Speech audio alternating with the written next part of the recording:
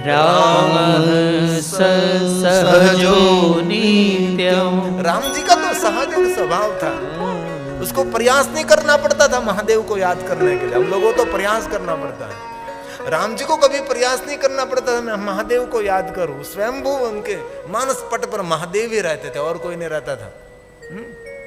इसलिए कहा राम सहजो नित्यम। क्या करते थे नित्य? पार्थिव पार्थिव समपूज्यत। मिट्टी में से शिवलिंग बनाकर राम जी पूजा करते थे, और पूजा करने से पहले क्या करते थे? भस्म रुद्राक्ष धारी च विरजा गममा स्थित।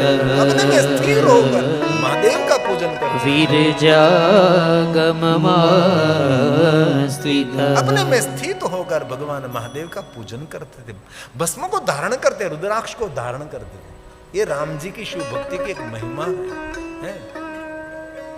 राम जी को कम नहीं, महादेव के परम भक्त भगवान राम हुए हैं। जब पिताजी के आज्ञा का अनुसरण किया और वन यात्रा का प्रारंभ किया, वनवास नहीं वन की यात्रा थी उसकी, बहुत सारे जीवों का मंगल करने के लिए राम जी ने घर से पैर उठाया था और मां गंगा के तट पर आया और केवट की उपस्थिति में भगवान महादेव का पूजन किया।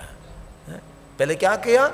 राम जी ने लक्ष्मण जी ने गंगा में स्नान किया, पवित्र होकर भगवान पार्थेश्वर महादेव का पूजन किया है गंगा के तट पर। कितनी सुंदर बात है।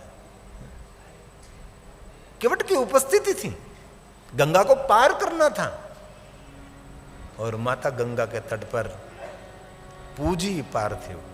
तब पहले तो स्नान करना पड़ता है। तब मज जनु कर रघुकुल नाथ। कौन रघुकुल नाथ? भगवान राम जी। क्या बात कही! देखो पार्थेश्वर महादेव की पूजा कोई सामान्य नहीं है, इसलिए आप पार्थेश्वर महादेव का पूजन करते हैं, उसकी बहुत अनंत महिमा है। और एक बात दूसरी, पार्थेश्वर महादेव की पूजा में कुछ भी गलती हो जाए कोई दोष नहीं लगता। ये निर्दोष पूजा है, बिल्कुल निर्दोष पूजा है। कुछ भी गलती कर लो इसमें कभी कोई दोष नहीं लगता है?